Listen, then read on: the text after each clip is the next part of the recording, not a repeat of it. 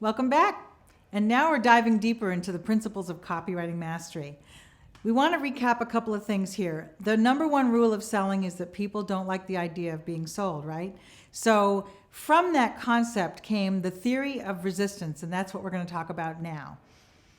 So you have to acknowledge selling resistance. Remember I used that analogy of going to a car dealer and you're already braced for the obnoxious sales effort that's coming your way? Well, you have to acknowledge that in your copy, because basically people who get mail, they just sift through it and they can tell right away when they're being sold and they'll toss it. Or if they're watching something online and it's being shoved in their face, they'll move on. So there's a natural resistance to being sold. And Katie says that you can overcome this by connecting with your prospects on an emotional level, as we talked about, some sort of promise that hits home to what they're looking for, and then offering solutions to their problems. It's really that simple. Know what they need and bring it to them. So we're going to go deeper into this, because your job is to help your prospect solve a problem or achieve a goal, as we said. But you have to think about the resistance that they'll instantly have if you do it in too strong or sales pitchy kind of way. If you approach with that perspective, you're helping someone that you care about accomplish something important to them. Your writing will be stronger and more effective.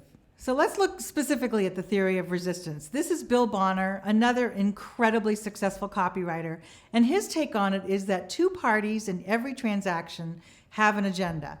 The seller wants to get the buyer to take the offer. The buyer wants to avoid wasting time and money and listening to a pitch. So you have there's a tension there. The buyer anticipates the seller's push and actively resists. Car dealer lot, any other type of place where you're going to get a hard sell, that's what's happening. There's a tension. There's an instinct, there's a bracing. Oh no, here it comes. So consider the sequence of a buyer tossing junk mail. You get your mail, just like I do, and you look through it, and everything's boring, boring, boring, and you throw it away. But if you have an envelope with a beneficial promise that really hits home to something you're trying to solve, whether it's gutter cleaning or losing weight or anything, you might stop to consider that message, and you might open the envelope, because the envelope teaser was written in the right way. So then they open the envelope and the buyer makes a decision. Is the message still awesome? Is it still something they want to read? If so, they'll continue. If the message is just obnoxious or flat, boom, there it goes in the trash.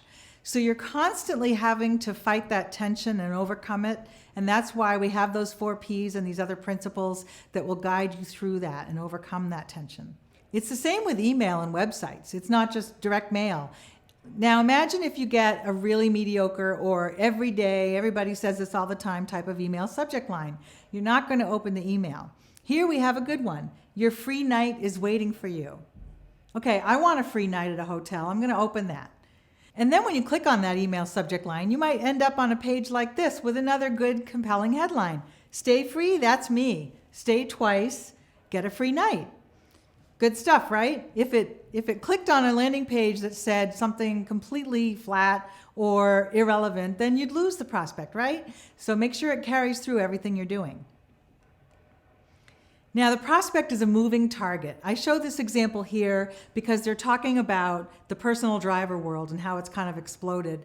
And there are several options now. So you can't just rely on what was true a year ago. And we all know that recently there have been stories about different driver companies getting into trouble or having issues.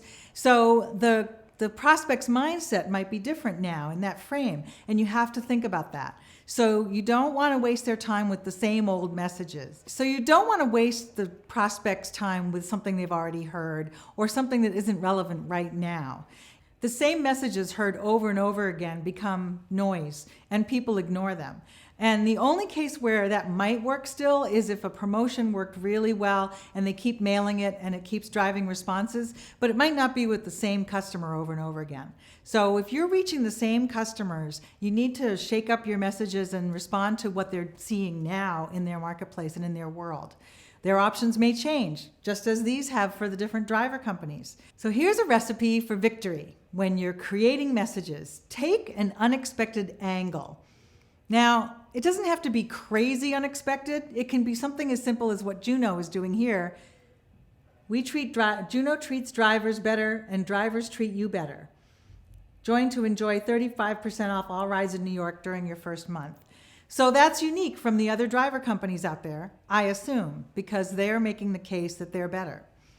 Now, it has to be unique. I think that that's what they're doing here. They have to surprise and delight. Is this a delightful message? Yeah, I want to be treated better. Is it fresh and relevant? It is, because the climate right now is very competitive, and some of the big players and the people who staked out the driver world are being shaken up. So it is addressing current events, and it's kind of cool to see how someone is very much on top of what's happening now.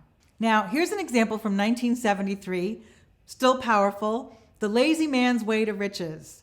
This means you can get rich without doing anything. Who wouldn't want that, right? So it was a very successful promotion in many ways because of the whole thing, but this headline grabbed people, especially if they'd like to get rich doing basically nothing. Now let's fast forward to right now. We have this promotion, which is very similar in concept. It's the secret to clientless copywriting. Make 6 figures writing a single message a day. So wow, you can become rich working 10 minutes a day, writing 1 email a day. That's almost the same idea, but it's for today. Now, you want to test everything.